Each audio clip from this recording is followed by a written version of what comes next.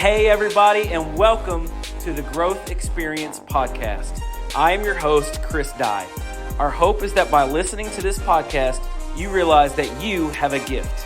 And by believing in your gift, you can uncover your purpose and have vision for your life. Whether you're listening in your car, at home, or watching on YouTube, thank you for tuning in, and let's go!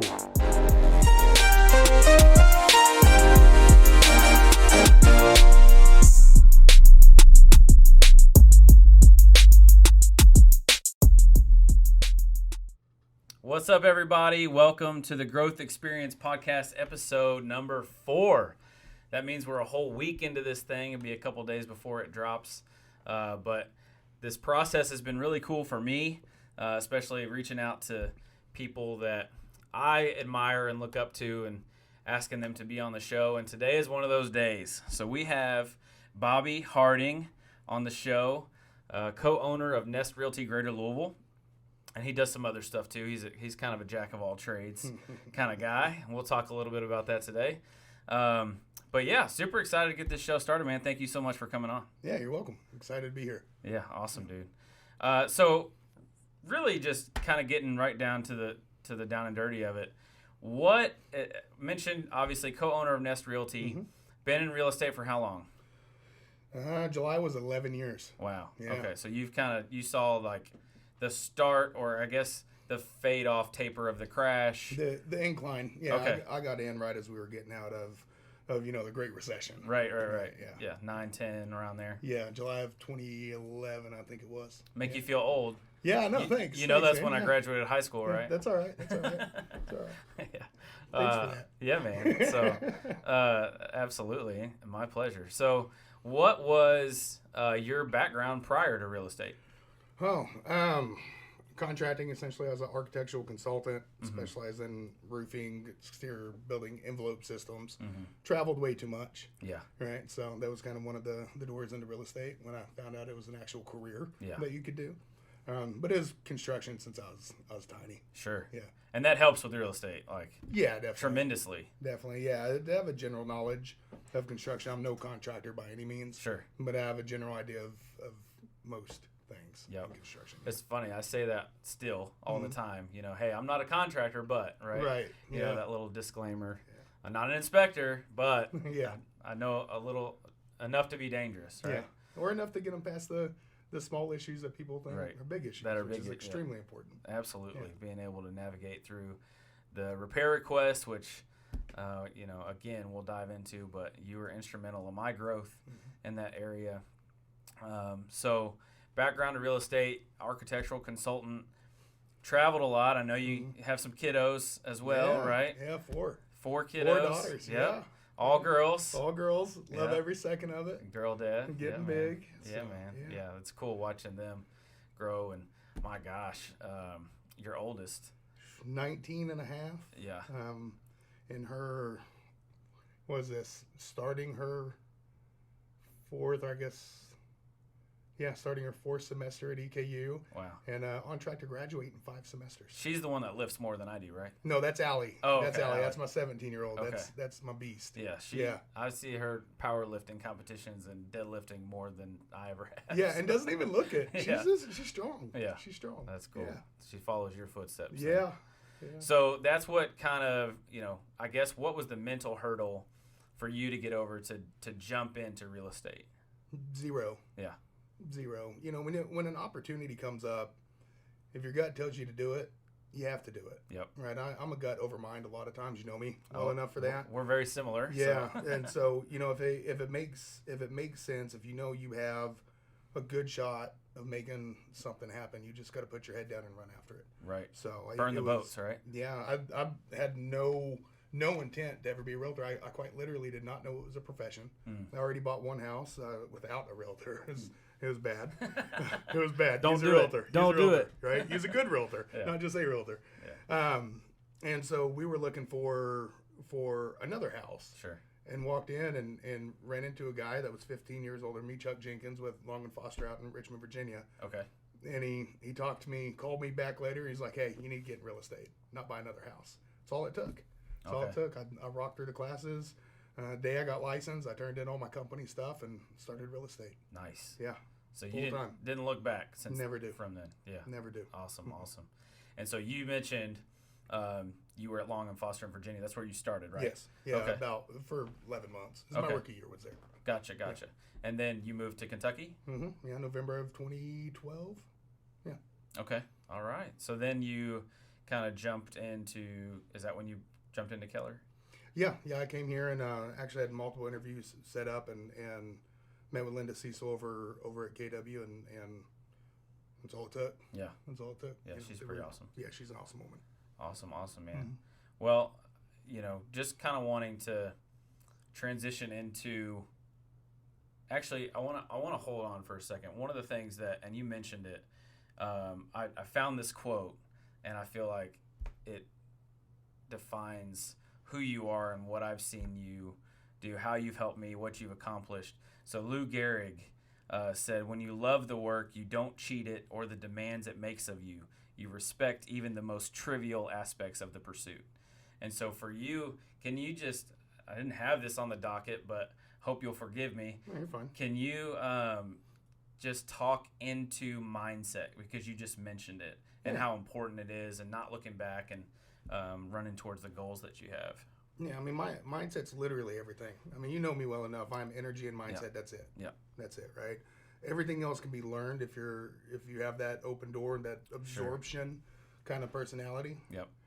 If you take that in, and then you take your energy, and that's everything we talk about really is energy. That positive energy that goes out, that feeds everybody around you. Sure. Feeds everybody around you, regardless of what the market looks like, regardless of what the news says, which isn't real estate. Right. And we watch the news; it's always negative, right? Yep. When you know stats, when you understand the market, when you understand the energy, and you truly love what you do, it's not a hard business to be in. Sure. But you have to treat it like it's a job. You've got to wake up, you've got to be consistent, and you have to push forward every day. Say that again for the real estate agents in the back. Perfect. For real estate agents in the back, let me put it a different way. You got to do this thing full time. Yeah. Right? You got to do it full time. You got to push forward. You got to wake up every day. You got to be consistent. We talk time blocking a lot, but you have to have the same schedule every day. And most realtors, I think, can agree we're pretty ADD, right? By nature, we love this. We're adrenaline junkies. That's what really makes me love this business, is it's a roller coaster of energy. Right. But if you get all that going at the same time and you stay consistent and you understand this is not a 40-hour-a-week job, right? This is a 60-plus-hour-a-week job for years before you can start slowing down and your business stays nice and level, right? To level out that roller coaster. As long as you do it and you don't look back, you'll be just fine. Yeah. Right? But if you decide you need to take more vacations than work or sleep in until 8, 9 o'clock in the morning, it might not be the right business for you. Yeah. And that's stuff that you kind of drilled into me when I first got started in 2019, when I joined the team. So that's a good segue into that. You were with Keller now. How long were you with KW before you started the team? From 2012 till January 17th of 2020. Okay. It was a great company. We had bigger things on our horizon. Sure. So. Well, I meant like when you started Kentucky Homes Group. So, it's a longer story than what we have time for. Yeah. I came here as an individual, not from Louisville originally, right? I definitely feel like I am now after all these years. Yeah. Came here, knew nobody, knew nothing, joined a team for 90 days. Great team. It just wasn't exactly what I was looking for. So I stepped back, took the little bit of money that I had left and invested into some lead sources back then. If you don't have a sphere, you got to buy your sphere. Right. Regardless of what people tell you, if you don't have leads coming in and all you work is your sphere does dry up. You need to build a stronger, bigger, larger foundation all the time. It does, absolutely. Started doing that, ended up getting busy enough that Linda Cecil came up to me and made me hire an admin, essentially. Yeah. That boosted my business. I went from doing 2 to 4 a month to limitless when you have somebody else that can do your transaction coordination. Sure. Ended up closing 115 homes that year, and that's when Stephanie Wetzstein and I ran into each other. She was the top listing agent in Ohio Valley. And at that point, I didn't like listings. Yeah. Right? And so I needed somebody that's what they loved. She didn't like buyers. I didn't like listings. And so we merged. I think that was in 2015. We started merging. I think 2016 or into 2015 is when we did an official merger and opened Kentucky Homes Group. Yeah. I gotcha. So I love the lineage there. I hadn't quite heard that before like that. So thanks for sharing that. When you merged, now there's two of you, right? Yeah. When and how did you decide to start a team and bring on agents and coach and train? So that was started prior to Kentucky Homes Group, and that was one of those throw it against the wall, see if it sticks. Right? Yep. No idea what I was doing, and I wouldn't recommend a team for most people. Like I would not recommend a team. Okay. I would not recommend owning a team. I wouldn't recommend being on a team if you've been in the business for very long. I know I'm going to get a lot of backlash for that. I think there's a whole lot of benefit. And if you need that accountability, that training coming in, if you're a brand new agent and you're going to a company that is not truly about you and getting you to grow, you need a team, right? So it really depends on what you want. The problem with me back then is I had no idea how to run a team. Right. I've got coached into you get bigger by running a team. Awesome, you do. When it was set right, I did mine completely backwards, right? Hired 2 buyer's agents. I hired an admin, buyer's agent, and then my admin, and that's when we started blowing up. Okay. But really, it all came together naturally, Yeah. and not by a pre-written book of any kind. Sure, yeah, and that's kind of, and like I said, we're very similar. I've been beating my head against the wall for a couple years now on the team deal, and so finally, that's when Will and I had the conversation like, hey, what would it look like for you to jump into an administrative role? And so he stepped into that flawlessly. I mean, I would not be able to do fist bump for the corner over there. I would not be able to even do this, right? On top of raising a family, on top of my real estate business. If I did not have him by my side. One of the best books, I don't know if you've read it or not. You should. But you already have a lot of who's around you, but who, not how. Yeah, I've read it a couple times last year, actually. That's one that our brokerage, our headquarters actually sent to all the brokers. Oh, sweet. It's a great book. Yeah. Great listen, also. Incredible audible. Yeah. Because the guy that actually wrote the book does the audible. Yeah. And not even necessarily the guy behind the concept. And that's what I loved. He said in that book, like, hey, I went up to what Ben Sullivan, I think, is the concept guy. I went up to him and asked him, check that if I'm wrong, sorry, would you help me sit down and write this book? And he basically said no. He's like, you can write the book. These are my ideas. Yeah. And so that's a different spin on having the right people around you than I had ever heard before. Yeah. I think I told you back in the day too, and it's a good counterpart to that book, right? If there's one good book, there's normally multiple books about the same topic. Right. Multipliers, I read. Yep. Goodness, 7 years ago, and I read that or listen to it on Audible on my trips at least once every 2 years. They kind of go side and side, right? But who you hire is that energy that brings in more people. When you hire the right people, it naturally grows others. Right. You don't have to recruit people. Okay, so let's dive into that. What if you hire somebody that's not a good energy match? Get rid of them. I say that, and let me say this, I know I'm on video and everything else. I am the worst at letting go of somebody. You got a big heart. I give every single thing that I can in the world until I know that I don't have anything else to give. If it's a negative energy, that I've got to make sure that it's not my fault before I let that person go. But you've got to be quick. If you hire somebody, you love them up front, you realize that they're not a fit, especially, but not a good fit. If they're a negative energy, if they pull that positive progression of business back, if they become essentially a business cancer, you can either let them stay there and that grows really quick, or you have to love on them out the door and help them find a place that fits better. Sure. One thing I have seen you do though, and I don't necessarily have any specific people in mind by any means, but I have, as you've grown your company, which is a great, we call boutique brokerages here.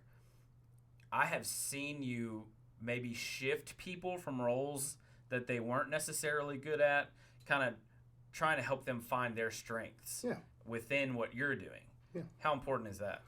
It's extremely important. I think if you remember back in the day, it was 5 years ago when we were working together originally. Club, right? 3.5 somewhere. Yeah. Time flies or it goes slow in my head. You never know. On a team aspect, you bring everybody in essentially as like ISA to buyer's agent to listing agent. that doesn't fit everybody. Some people come in, they've never sold a house, and they just have this light to them that's a perfect listing agent. Yeah. And as a great leader, you got to see that.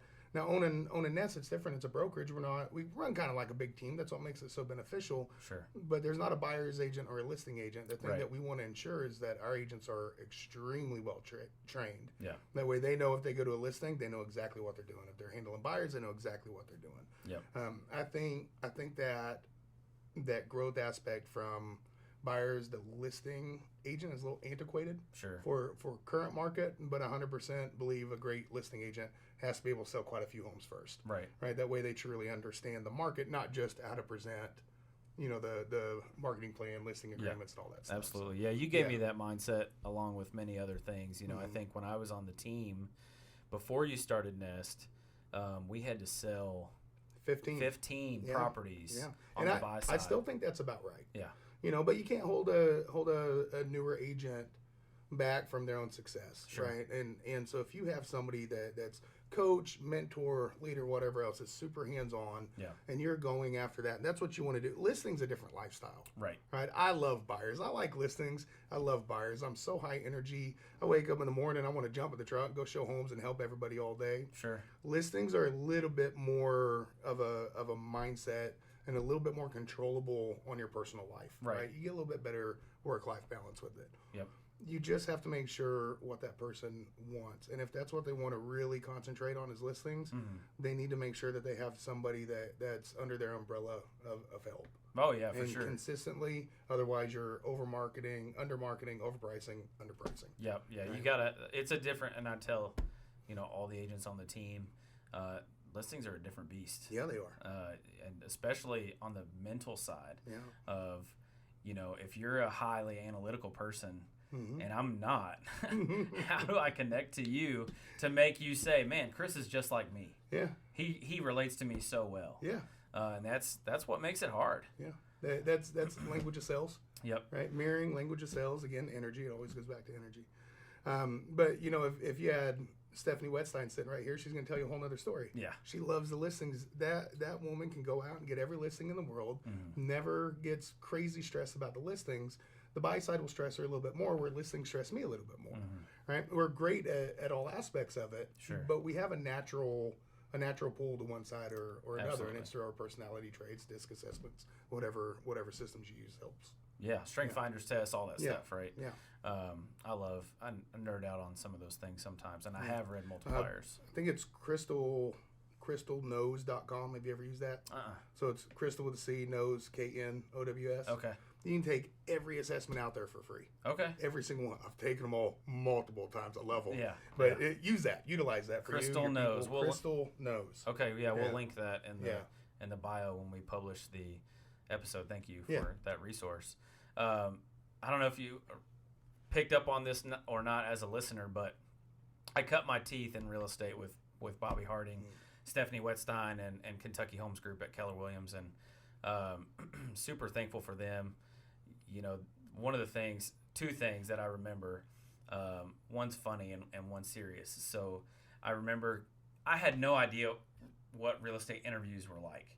Because the very first one I went to was You're going to terrify me with this story. No, it's good. It's good. It's good. You made fun of me, and it was totally warranted. You wore sandals. You wore flip-flops in the interview, I was getting there, bro. I'm going to cut you off. You jumped the gun. Don't wear.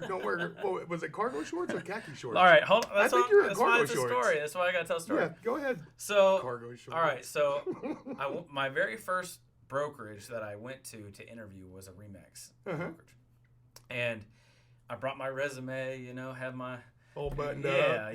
My tie and my suit jacket, and this person looked at me and took my resume and shifted it to the side and just talked with me, and I was like, "Well, this is weird. Yeah, I've never experienced an interview like this in my life."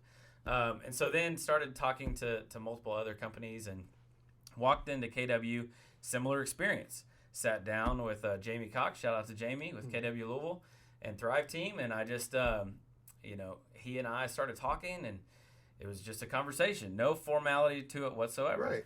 And so he's introducing me to teams. I link up with you and Steph, and the first interview was pretty much the same thing. So by the second interview, which you called me back for, I was like, oh yeah, I'll just put this in my calendar, show up, it'll be cool, right? Just a conversation. Well, the expectation was much different than that. So I actually just come from the gym. Right. So I worked out, took a shower, put on some shorts and some flip-flops. They were cargo shorts. They were cargo shorts. Yeah. I don't wear cargo shorts anymore. And leather flip-flops. The rainbows. Mm-hmm. The rainbows, I still have those. Yeah. They have a lifetime warranty. Shout out to Rainbow. Flip-flops. Yeah. Shout out to Rainbow. But yeah, it's that was funny. Yeah, it was good. It was good. Yeah. You know, when you do this business, when you interview for this business, and there's times that I still wear my button up and slacks and all that stuff. You know, Louisville's such an awesome and eclectic place that it's more about being you and being able to be professional at the same time. Yes. When you're interviewing, if you're getting into this business, if you're interviewing other brokerages, anything like that, be you. Yeah. Don't put on the show, because the show's it's not who you are. Right. And every brokerage has their positives and their negatives. Everyone out there. Right. And there's a right place for everybody. Right. And so as long as you're not putting on that show and you show up and you are who you are, you speak as you speak, and you have the energy that you have on the daily basis, it's going to help you find the right place to really succeed at. Absolutely. I love that. Yeah. Because when you mask yourself, right, when you're not yourself, you're going to mask things that you don't like about the place that you visit or interview at. Yeah. And that can end up leading you in a direction maybe that you don't want to go. Yeah, exactly. I wouldn't recommend flip-flops and cargo shorts, but that's okay, man. That's you. If you're feeling froggy, don't do cargo shorts anymore. Nobody does those. Just regular 2-pocket shorts. We should definitely bring them back this year. Let's do it. Camo cargo shorts. The dad cargos. Yes. Yeah, man. Yes. I got 4 of my own puppies too. That is awesome. I get it. Yeah. So, so that's my funny story. Serious story, and you have never been one to shade the truth from me, right? Most people. So I meant from me, just emphasizing that. But yeah, when you talk to people, I've learned a lot of things from you about how to talk to people. Like, hey, how honest can I really be with you right now? 1 to 10. 1 to 10. That's it. And they always say 10, always, right? Yeah. So anyway, I appreciate you, because one of the last serious conversations that we had was pretty serious. Yeah. And you gave me some tough love and said, hey, you need to stop being a people pleaser and find your own path on the things that you want to do. Yeah. So I just want to let you bring that up. It's not in the script or whatever, but I really appreciate you for that, because it's taken a little while, but I'm excited about the direction where I'm going. The only thing we can really do for other people is be honest, be forward. Right. Be ourselves. Don't pretend, and help. Yeah, and in a loving way. It's not like you yelled at me and punched me in the throat. Yeah, I'm not much of a yeller. All that kind of stuff. But you deserve it sometimes. Yeah, you deserve it sometimes. We all do. A couple times, do. But no, just be honest and help people. That's real estate overall. Be honest, help people. Yeah, right? Absolutely. You are in a serving position. Exactly. If you feel like you're in this for the sales, people will know that, and they will not work with you. Exactly. So yeah, I always appreciated that about you. Okay, so moving forward now, we've got that history out of the way. What made you start your own brokerage? Ooh, you ready? Yep. Are you sure? Let's do it. Okay. Value. 100%. 100% is value. Not saying other brokerages don't have value. It's we wanted our own value. Different value propositions for different places. Different value proposition that Stephanie and I, our number one goal is to help others. Right. We still produce. I'll produce till the day I'm dead. Right. I love it. Like, I love real estate. Truly love it. But we wanted to look at, when we decided to finally open our own brokerage, we were deciding between opening Kentucky Homes Group. We had great marketing plans, good everything. Good, not great. And then Stephanie's the one that actually found Nest Realty, and they came in, and within 15 minutes of meeting with them, I was done. I knew it. Like, I knew it's exactly what we needed, because they ran so similar to what we do. And so the next thing we did is we sat back and said, when we look at what we pay, are we getting the value, or are we getting more value than what we pay for? Sure. A great brokerage should give you more value than what you pay for. That's good. And so we sit down, had the meeting of the minds, debated every issue, because that's how we do great things, right? Yep. and we said, here's the value, not like, oh, here's, education and this and that. We all have that, right? We all have internal coaches.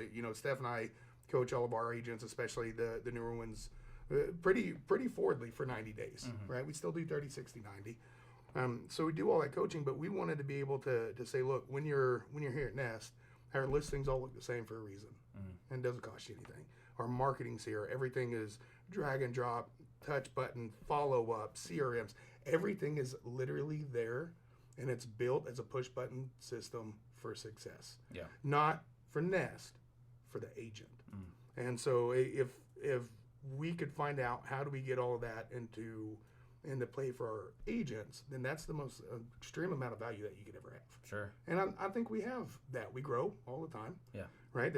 We get little failures. We try little things out. They work, they don't work, and we implement something different. Yeah, adapt. But we always want to make sure that when our agents look at what they get for being in a brokerage, being part of a brokerage, that they understand that we've grown, it's Nest, we always have puns, that we've grown our flock to be highly, highly successful and highly valuable. Yeah.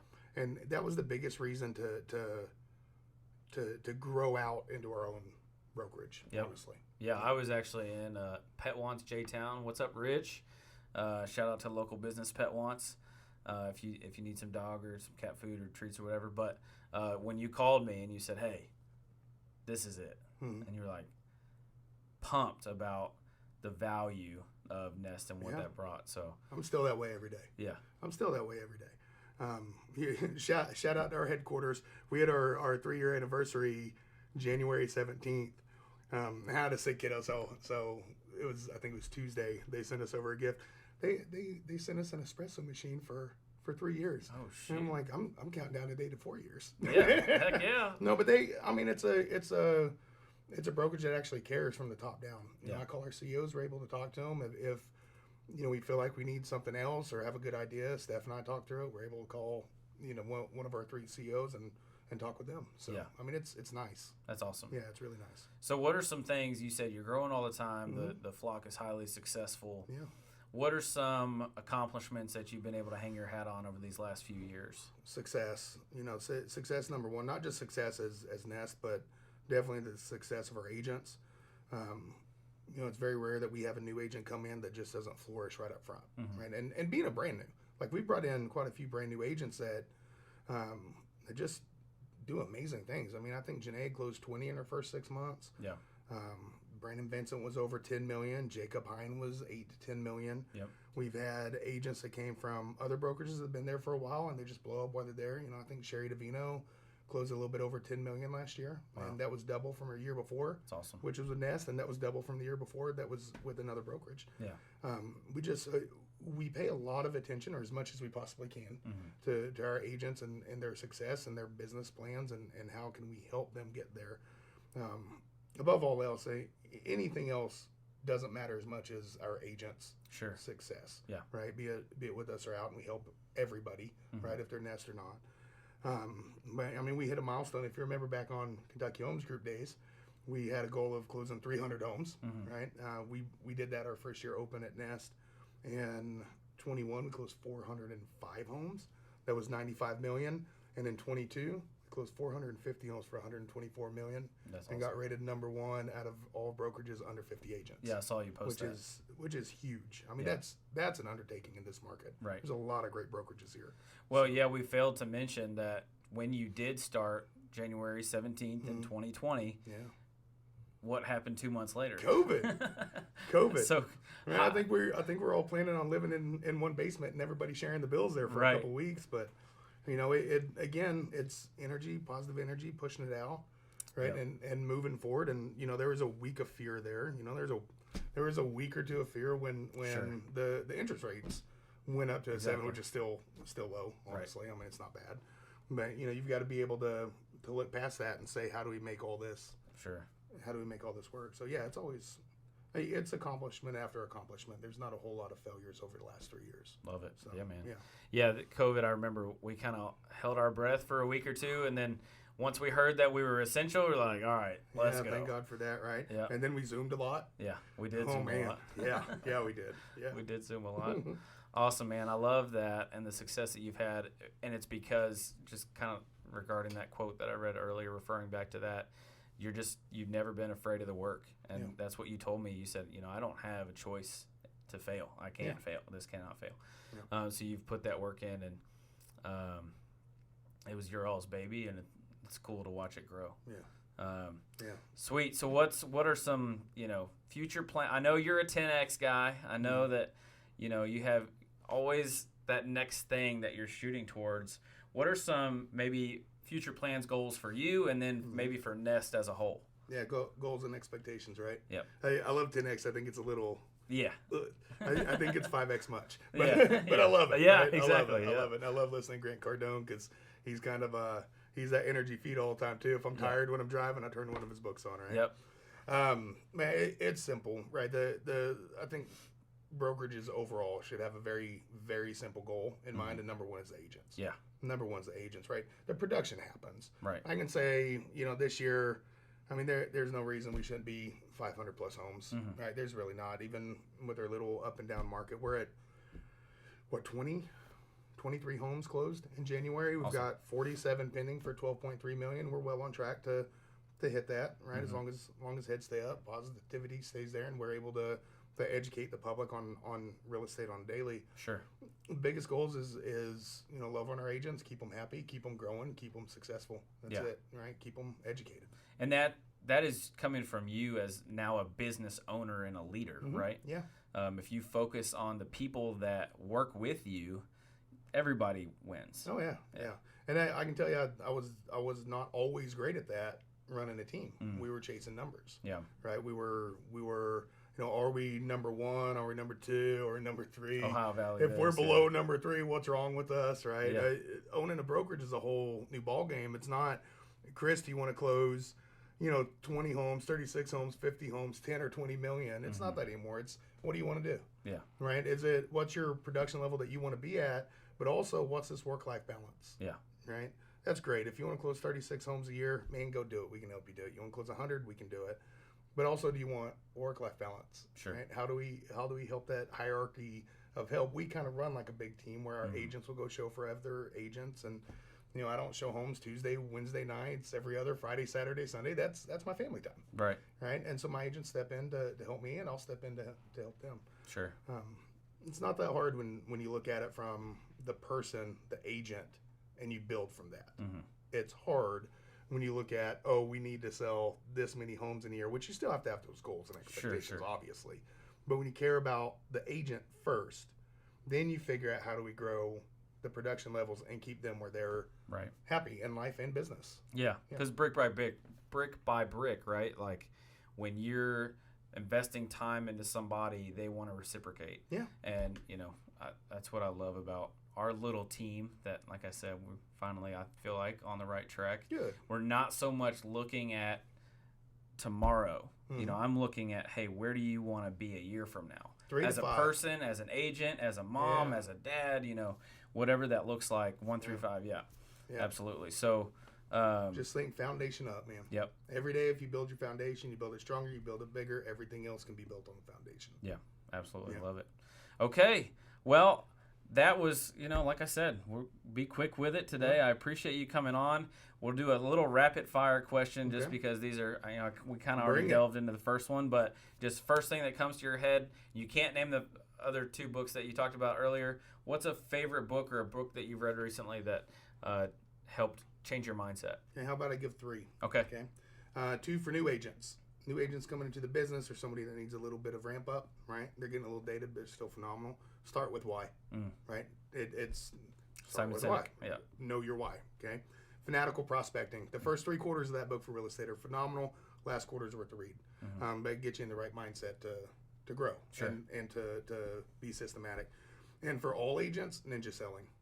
Ninja Selling is by far the best mindset book that I think that I've read in years on how to love on your people to keep your sphere strong. I need to go back and read that one again. Yeah, that's a constant read or a constant play. Yeah, right? Love it. We forget some of the nice things that we forget to be doing. Sure. Right, and it helps remind that. Yeah, absolutely. All right, best advice for new agents and experienced agents. New agents work. What's that? It's full time, man. Show up every single day. I always know who in my brokerage is going to be the ones that are just pushing through, that are killing it, because they're systematic. They're there every day. They beat me most of the times. I work a couple hours in the morning, and then I'm in the office about 10 now, which work-life balance, right? Kids get on the bus. Show up every day. Do the same thing every day, and realize what you do today is what's going to pay you in 60 or 90 days. Sure. Cool. Take a day off. You're not going to get paid. You're not going to get paid. Right. Show up, do the same thing every day. Be energetic, be positive. Know the people around you, and go and make friends with the best agents around that will give you their time. And every single great agent out there, they're a great agent because they help other agents. Love it. It's that simple.